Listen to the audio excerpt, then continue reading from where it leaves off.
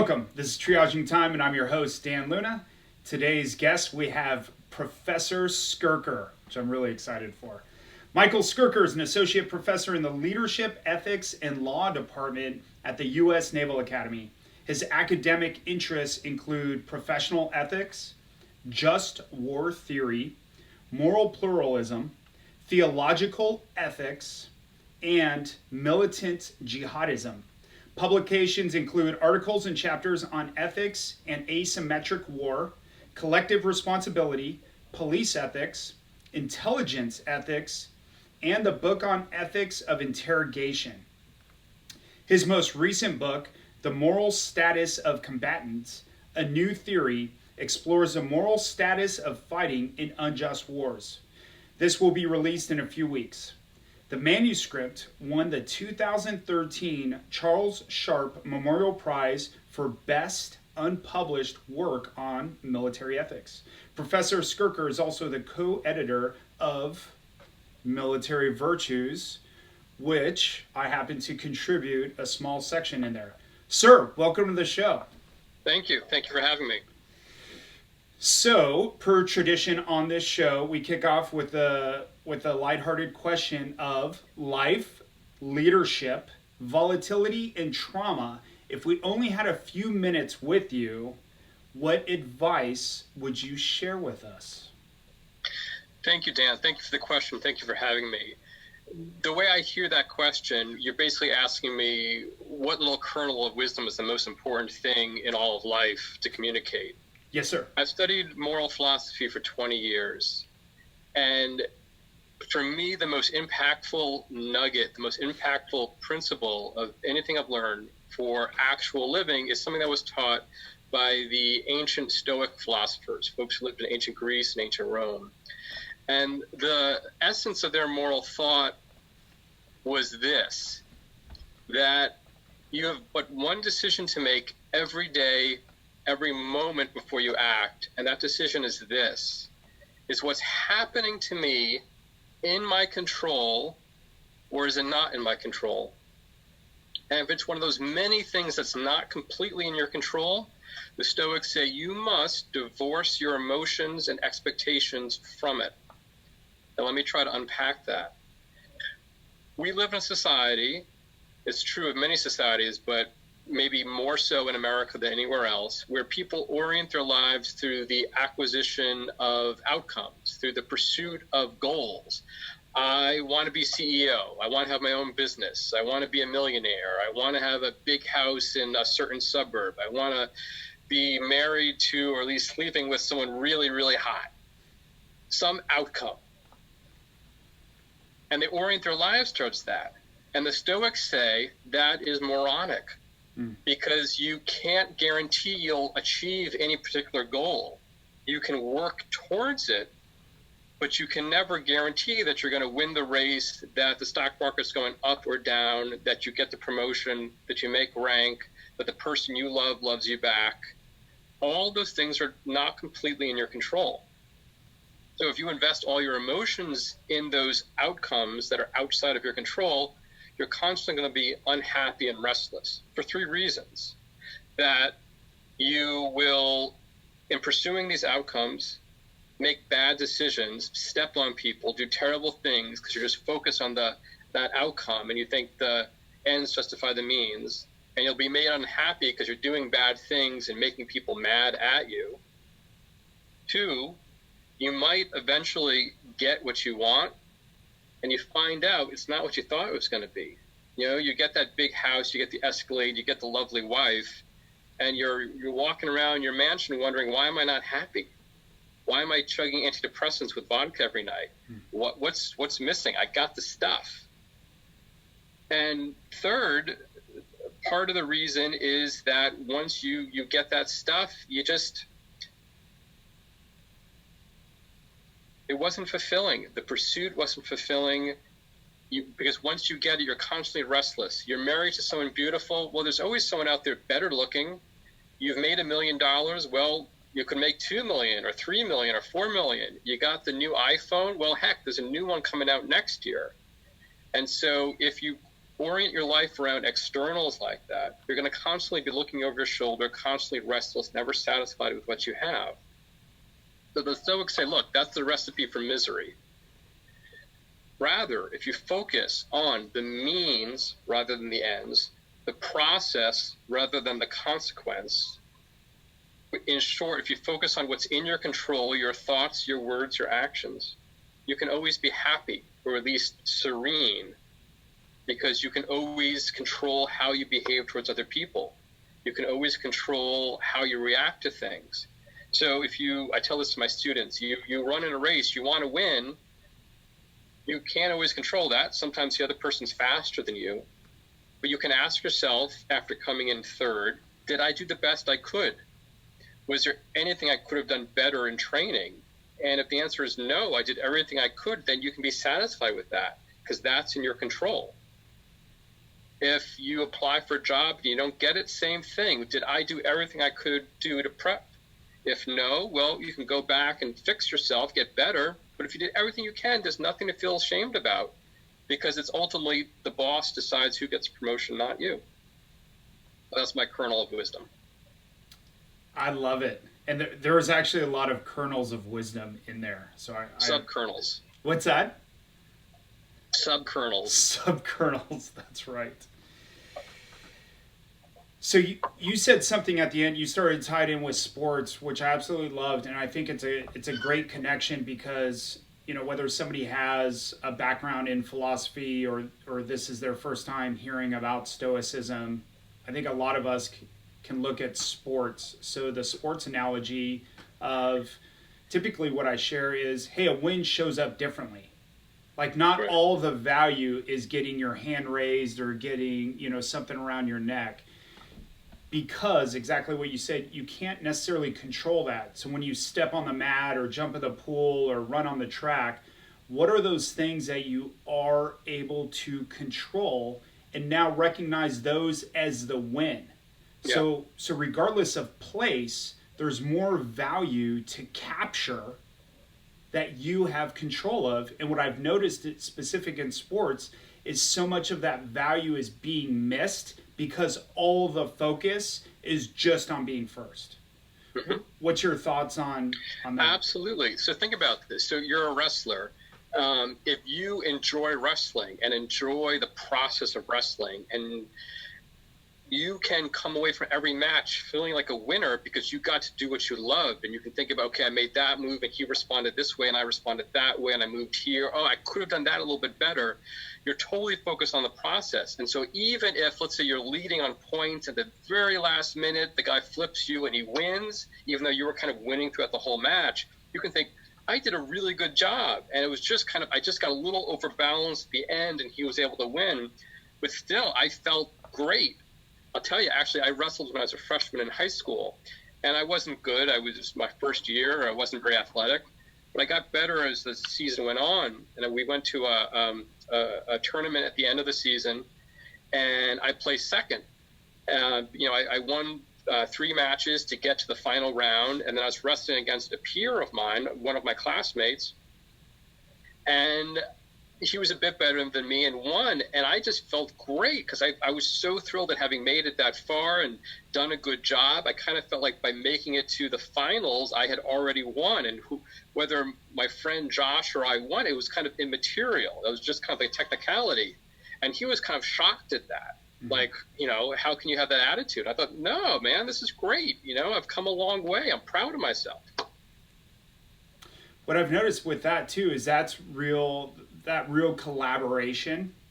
So that distinction between collaboration and competition, mm-hmm. and that fine line of healthy and unhealthy. So even within a sport, to have that healthy, that sportsmanship, that sportsmanlike attitude as you step on. And I think understanding part of this Stoic mindset, and we're talking about sports right now, really the application is greater than that. Sure. As well. So with there's so many different directions that we can go in. Real quick, before I was going to pivot, but I'd like to stay on this for a moment longer. So something that I've also noticed within Stoicism is if we could look at emotions as this dial, right? So it's dialed up, dialed down, or like a dimmer switch. Mm-hmm.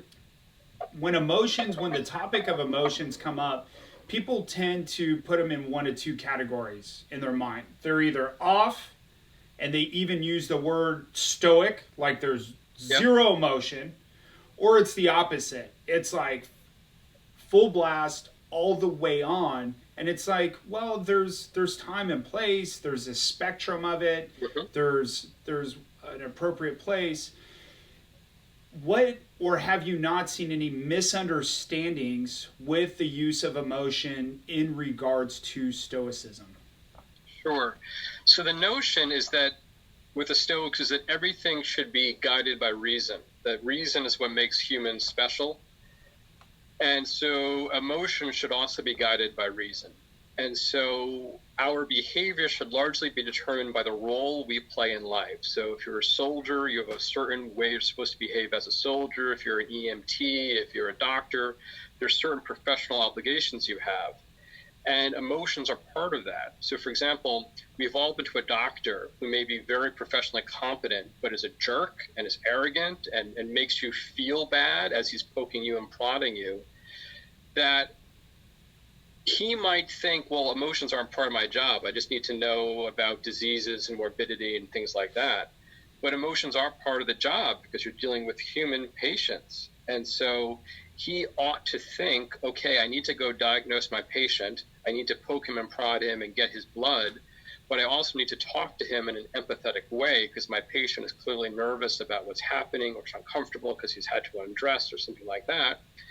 And even if the doctor himself doesn't natively feel those emotions because he doesn't know the patient, he just met the guy and he's already seen 10 patients that day and he's tired and he's worried about his mortgage payments or something, he ought to rationally generate the appropriate emotion at the appropriate time. And so exhibit compassion and empathy in talking to the patient. Now, as I say that, that might sound disingenuous, but we've all been in that situation where someone's telling you something sad, and even, let's say, they're saying their grandfather died, and you never met the grandfathers. You don't have a native, instinctive, emotional reaction as if you would have if you knew the grandfather well. But appropriately, you shouldn't be smiling as the person tells you that his grandfather died. And so you control your face, you frown a bit, your eyes open, you incline your head to exhibit emotion and make your friend feel a little bit better and feel like he's being listened to. And so the Stoics would say that's what you must do, that you can't alternatively let your emotions lead you. So some people say after they have an emotional outburst, I couldn't control myself. The Stoics would say, no, don't be an idiot. You can control yourself. You have to train yourself so that if someone scratches your car in the parking lot, or someone is a little rude to you, or the line is too long at CVS, you don't fly off the handle. Instead, you rationally approach the situation and ask yourself, can I control this? Can I control how long the line is? No. Will getting upset make any difference? No, because there's just one cashier and it's late at night. Will getting upset make it worse? Yeah, yelling at people is going to make things worse. So I choose to stay calm because that way I feel better. My emotions are not going to affect the situation anyway, so I just stay within myself, stay calm, and you know what? If I spend another 3 minutes in CVS than I would have otherwise, that's fine. That's not really important. So the Stoics would not say that our emotions are completely unimportant, but they have to be controlled and channeled in a rational manner.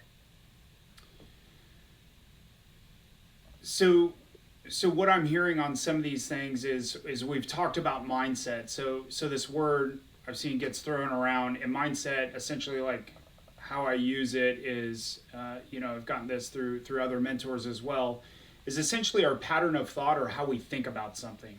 So another term to keep common language is emotion set, or pattern of feelings towards a specific thing. So we both have mindset and emotion set, and both require training. So first, awareness around it, around that pattern of thought. So Stoicism, hey, here's this idea, this philosophy of Stoicism, to where, hey, look at the things that you can control. And then emotion set that goes on there is like, hey, there's an appropriate time, what is reasonable. So to be aware of that, and then to train those things in a particular direction based on kind of my next question now, virtues and values. So I was hoping you could maybe elaborate, maybe touch on what I just shared, and then if you don't mind, kind of heading into the segue of virtues and values. Sure. So I'll focus on virtues. That's more my competence field. A virtue is a rational habit. Most of us don't decide what to do from scratch every moment of the day. Much of our behavior is habitual. And the notion that a Greek philosopher like Aristotle would encourage you to do is to cultivate your habits in a rational manner. And so the virtue is a well-formed disposition to act or feel with respect to different situations. So we have habits of acting in certain circumstances. We have habits of emoting in certain circumstances. And so to go back to a previous example, there's some people who are impatient and they'll get all flustered if they have to stand on line or if they're in traffic. And some people will stay calm. And some people, if they're criticized, will immediately snap back and be very nasty. And some people will, out of habit, listen carefully and think about what was said. And some people, out of habit, will immediately take the critique to heart and say, oh, you're right, I'm so stupid. Why did I even think I could do this? And it's rather that middle one, that second thing I said, that's appropriate. It's neither overreacting nor underreacting. That's reacting in the appropriate way each time. Finding that mean or that balance. Yeah, the mean or the average between overreaction and underreaction. That's great. So with habits, if we look at from kids growing up, the environment, there's these conditioned reactions that we learn over time. And then as we grow up, we start moving from conditioned reactions to choice response. Mm-hmm. To, hey, these are my values, or this is the values of the organization, or hey, these are my virtues, this is the direction that I want to drive in. Yeah, that's quite right. That parents form the habits of their children. The parents might teach the kid that sex is bad and that any kind of sexual feeling is bad and immoral, and they should just shut down those thoughts immediately. But then as they get older, maybe they start making their own decisions in that regard, thinking, okay, well, these are my values with respect to sexuality. This is okay, but that's not okay. It's not all sinful, for example. You start, that's part of maturity, is you start to build up your own values. And I think what you said is quite right, that sometimes you consciously shape your values with respect to an institution. So I'll give you a quick example on that typically philosophers are trained to present different schools of thought to students in a neutral or agnostic manner, not taking a side about who is right. And at the Naval Academy, we are not just producing smart young people, but we're producing young officers who will go into a very particular profession with a certain ethos and a certain set of laws that pertain to that profession. And so I was told it's okay to kind of shape the students, to kind of kick the ball back onto the green in a certain way and say, okay, these really are the values of the profession.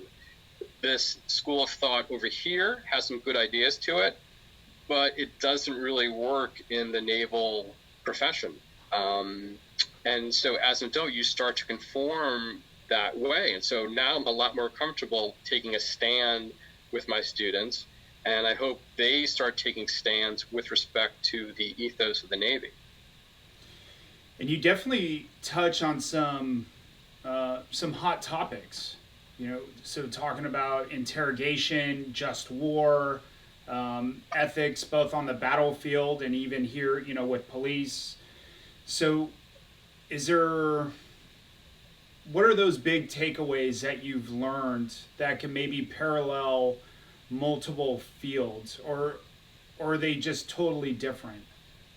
No, I would say that with any kind of adversarial profession where the clients of the professional, their interests are somewhat opposed against others, so that includes law, police, military intelligence, where the professional is protecting or serving one set of clients, protecting their interest against another set of interests. I think there's the same general framework of professional ethics where the professional has to triangulate the interests and rights of three stakeholding groups: the clients, the non-clients, and the professional, him or herself. And so for warfighters, for example, they have to consider the rights and interests of the American people whom they serve versus the rights of enemy combatants and foreign non-combatants. And then third, the rights and interests of the warfighters themselves. And military ethics is in that triangulation point. They overlap with the Venn diagram of those three stakeholding groups. And then the second step there is to, for any of these professional ethics and adversarial spheres, is to ask two questions. Which norms or tactics efficiently, reliably, proportionally, and effectively contribute to the distinctive end of my profession? So in the case of warfighters, their end is national security. That's what their whole profession is oriented towards. And so in contemplating norms or tactics, you have to ask, does this actually lead to national security in an efficient, effective, reliable, proportional way? And then once you go through that screen, you'll have a set of tactics that more or less work, that more or less achieve the target. You have to ask a second question: which among those norms or tactics are the most rights respecting of the three stakeholding groups? And you select the ones that's the most rights respecting out of those tactics and norms that are the most effective. That's great. So, I don't think I've ever heard that before. That's why you're here. Yeah, that's in the new book, The Moral Status of Combatants. So it's fun. So retired vet, 15 years, a lot of time overseas, and a lot of combat. As I'm hearing these things and reflecting on my time, obviously very quickly here, reflecting on some things from my past. That's a lot to put on an individual, whether it's in a combat zone or whether that's a law enforcement, agent on the street. And as we talked, we mentioned before, even a doctor, bedside, there's a lot of ethical dilemmas or questions that come up as well. What have you seen, or what advice have you shared for these practitioners to really help them, or to help point that needle in the right direction? So a lot of it is not on the practitioner. That a lot of it has to be on the institution, because you're absolutely right. We shouldn't ask Dan Luna, SEAL team operator, to on the fly in Somalia figure out what's the best way to achieve an objective. Rather, that has to be done at the schoolhouse, where there has to be a collaboration between the, let's say, military trainers, the people they train, the civilian overseers who are giving them demand signals, human rights groups that can give feedback to what the effect of their actions is on the ground in the target countries, diplomats, etc., journalists who talk to the wider public, and the wider public can express their views. For example, when there's some operation is publicized and the public reacts either very positively, let's say with the bin Laden raid, or very negatively, let's say with some of the things that Eddie Gallagher was accused of, that helps everybody triangulate where the rights and values are. And so ideally, when you're at BUDS or TBS or something like, or a police academy, you are trained in norms and tactics that have already been vetted in this way, that have already been chewed over a course of years to figure out what actually works the best to achieve our objective and what's the most rights respecting to achieve our objective. And so, for example, in a military context, you're instructed in the laws of war, And hopefully in military norms, excuse me, the military norms are happily largely reflected in the laws of war, laws like distinction and proportionality and necessity. Those principles, those morally weighted principles, I think, if properly construed, reflect that two-step process I talked about a few minutes ago. Because let's go through this. You want to win the war. If you go out and shoot at non-combatants and ignore the combatants, violating discrimination, you're not going to win the war. That's not an effective way of winning a war, killing moms and kids and not killing soldiers. It's also, of course, immoral because you're violating the rights of these non-combatants who, unlike warfighters, have done nothing to waive their rights against being attacked. Proportionality says you shouldn't cause more collateral damage than is justified by the military necessity of or the military value of the target. In a sense, it's ineffective to destroy, let's say, a whole city when all you're aiming at is one bridge. It's a waste of ammunition. And again, also, it's a rights violation because all those women and children and grandmas and grandpas who have nothing to do with the military having their houses blown up, that violates their rights. With necessity, it says warfighters can only target warfighters who are materially necessary to target in order to achieve the objective. Again, it's a waste of ammunition. It's not a reliable tactic to kill enemy combatants who are thousands of miles out of the theater of combat. It's a waste of time and resources. And also, it violates the rights of combatants to be killed unnecessarily, to be killed, in a sense, for no reason. So we see how with these received principles of just war theory and laws of war that have been worked out over centuries are a reflection of this two-step process of looking at what actually achieves the profession's objectives in a reliable, proportional, efficient, and effective way, and what best respects the rights of all affected personnel. So what you shared was primarily military examples. And so I guess even with the military examples, there's so many parallels to that for law enforcement as well. So the principles are the same, just the specificity in which that it shows up is different. Sure. So that the goal the profession aims at is different. It's aiming at justice and public safety, not national security.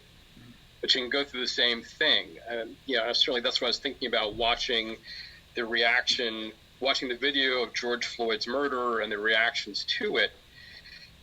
Obviously, you don't have to be a professional military tactician to know that kneeling on somebody's neck for 9 minutes when they weren't being violent isn't a reliable method of securing public safety. It's stupid. It serves no purpose. And of course, it violates the rights of the person who's being murdered. It's not a way that no reasonable person can say, yeah, I want police to do that to keep me and my family safe. There are a million other things you can do, less violent, that are more targeted to keep a community safe. So yes, the general framework I talked about applies to police as well. I also heard two other things in there. So we started out with the responsibility of the institution to train. And I'd like to just pause there for a moment. Yeah. Who is doing that right? And could it be better? Are we doing a good enough job across the board? Just what's your opinion as far as training specific to what we're talking about? Do you mean in terms of police or the military? Yes. Which? Both? Both.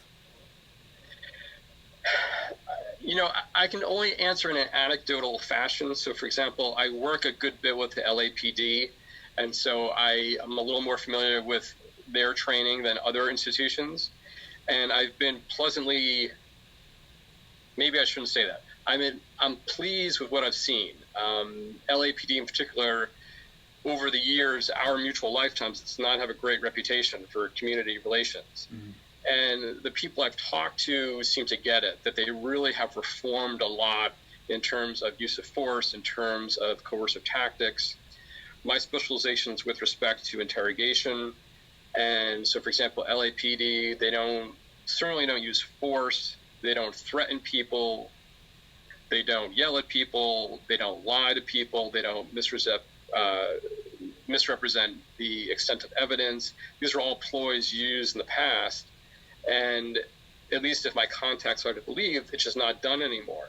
And that's all for the good, because those tactics are less reliable than alternatives, and they're less respectful of suspects' rights than alternatives.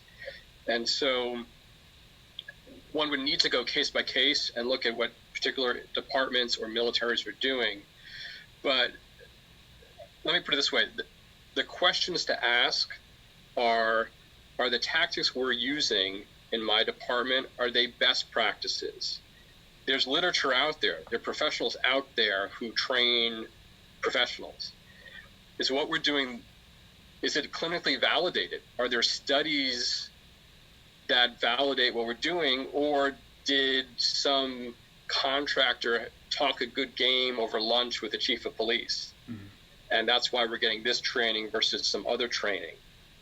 Again, with respect to interrogation, most interrogation training is done by private entities. And a lot of these private outfits have no clinical studies to back up the tactics that they teach. Now, there are certain government entities that also do training that do have clinical studies to back up their research, to back up their teaching.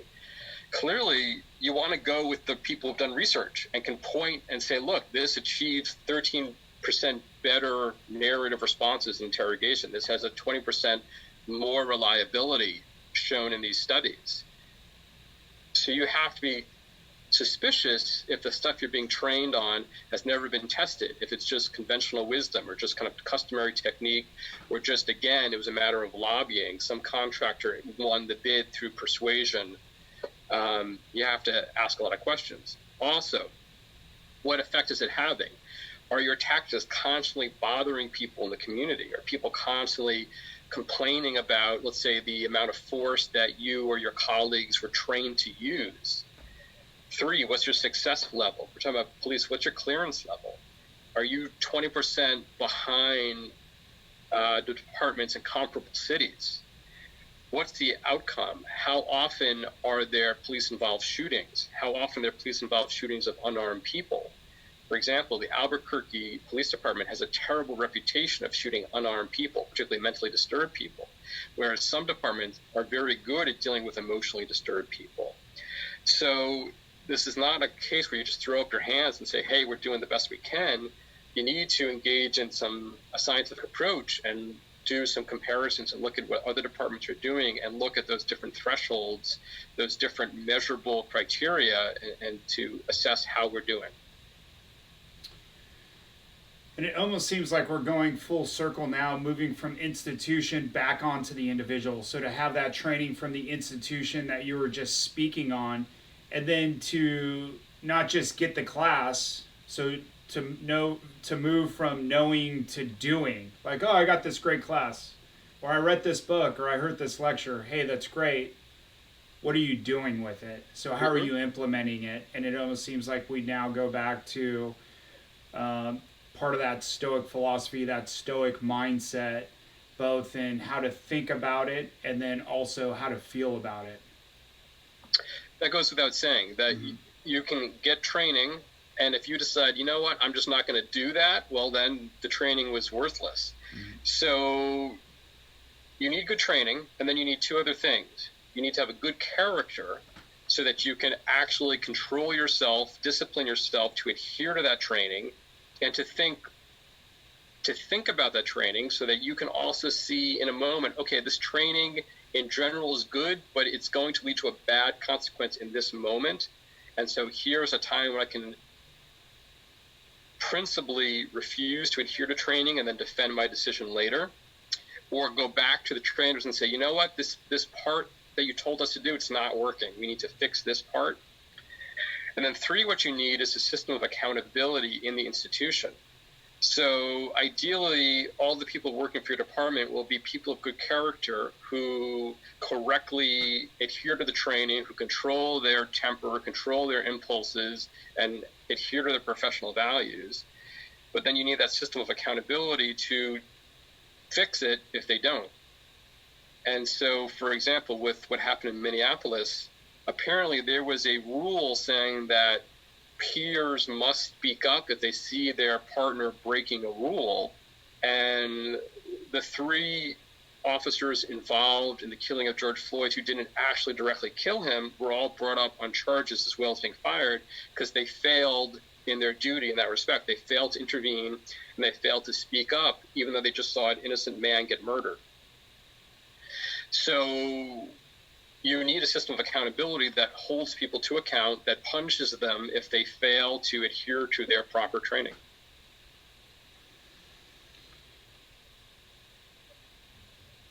What I'm thinking right now is we're talking about training, so just a distinction between training and practice.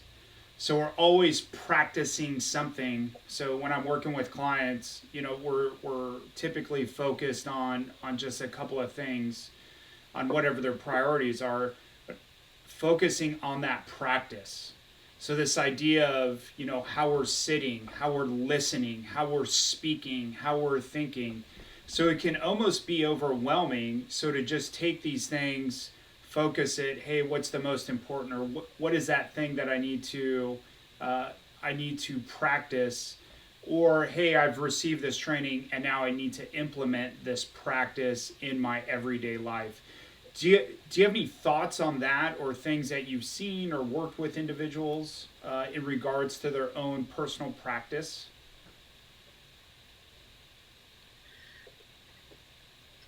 So it's important. Many of the philosophers I discussed earlier talk about moral perception, how it's important to not only know what the proper thing is to do, but you need to have an active radar system so that you assess what's happening in the situation, and so that you can realize, oh, those values that I've been inculcated in, that training I've received, it actually pertains in this situation. So again, in Minneapolis, those other 3 officers, had their moral perception radar been working, they would have realized, oh, this is a bad scene. This is not how we were trained to behave. My partner, maybe whom I respect, is nonetheless making a serious moral mistake right now, is violating the rights of someone, is murdering someone. I need to intervene. Now, the way in which you gain moral perception is by listening, by paying attention, by shutting your mouth sometimes, by widening your horizons. So that means reading literature, reading a wide array of journalism from different sources, so you learn more about what's happening in the world, what's a problem, what's not a problem. And then you need to reflect on your actions after you do things. So when you're laying in bed at night, you think about, what did I do?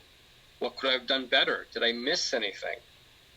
Now, a lot of times we don't know when we miss things, because we're thick-headed in that moment. So what you need to do is listen very carefully when people criticize you. And so, for example, this happens a lot between husbands and wives, where the wife will say, why didn't you see that? Why didn't you react that way? Why did you say that stupid thing? Don't you realize you were so insensitive in that moment? And you think, well, I don't know what you're talking about. I didn't do anything wrong. And so you really need to hear that kind of critique from an outside party and reflect, what did I miss? Could I have been more sensitive to something? And then the next time that issue comes up, you can pay attention. And so if you were insensitive talking to your sister's brother, for example, your brother-in-law, maybe next time you talk to your brother-in-law, you pay more attention. You pay attention to that issue that your wife said he was sensitive about. And eventually, through iteration, you get more sensitive. And then you learn to perceive that. And you realize, oh, so he's sensitive. Let's say, he lost this job a year ago and he's really touchy about it. I shouldn't have joked with him about it. You might, when you talk to other people who've also lost their job, you'll be really careful and realize, okay, this is a very touchy topic with a lot of people. I need to be careful about how I proceed because I don't want to hurt people unnecessarily.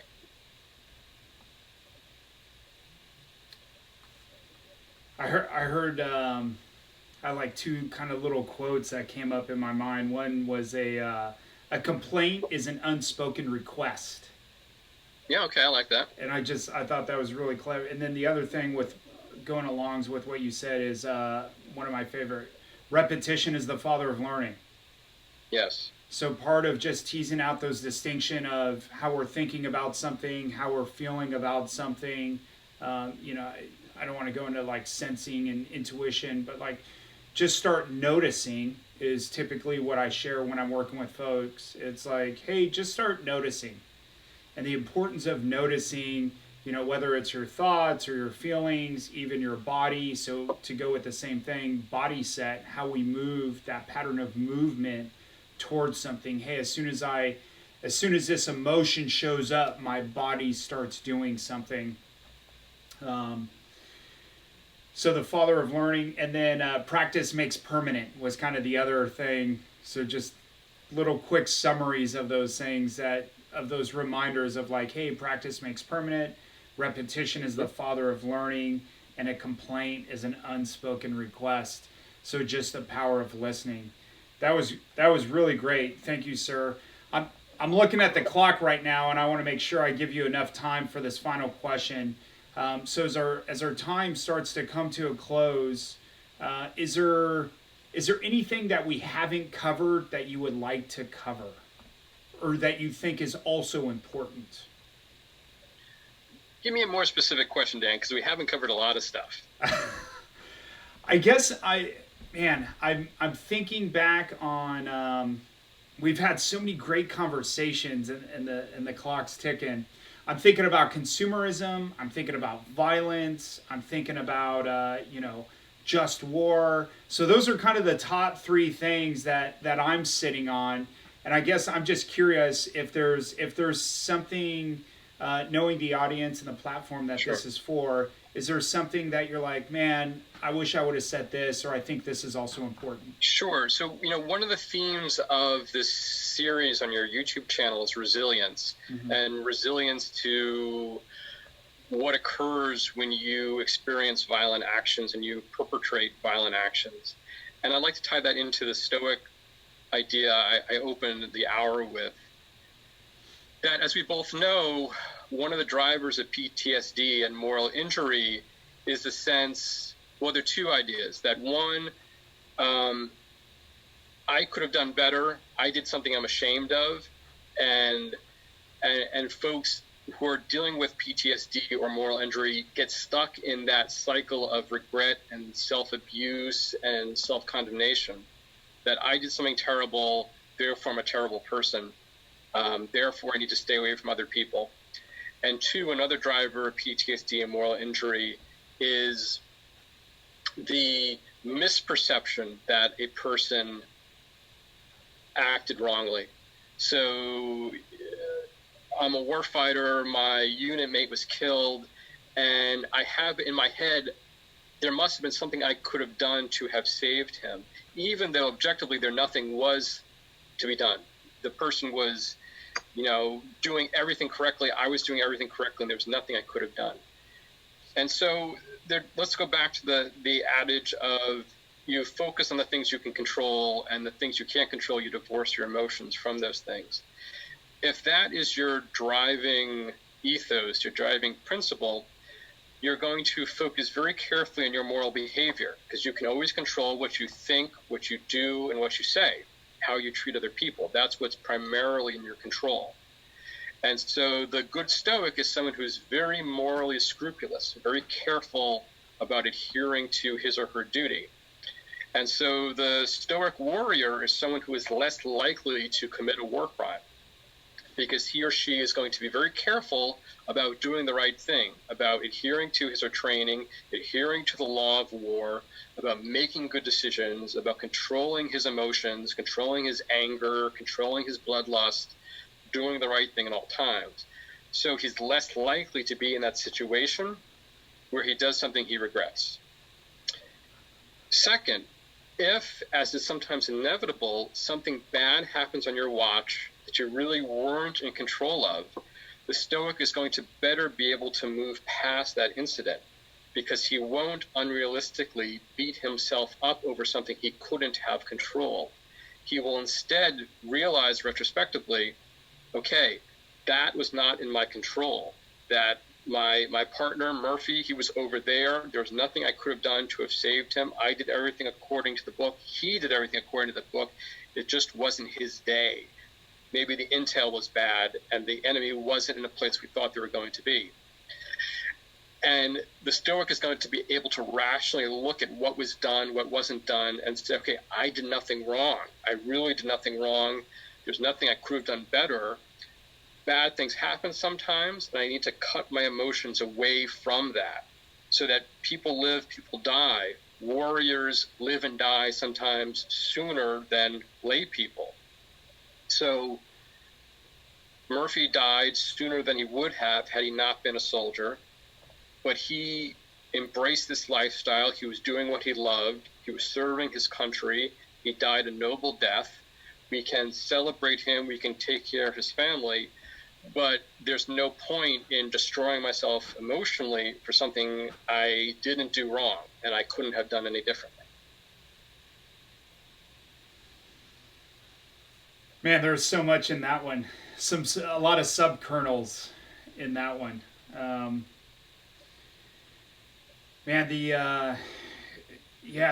There's so much. We could almost do a whole nother show on this, specific to violence. And I know we've had some real interesting conversations in violence, and even some of the classes that I work with law enforcement agencies and military about.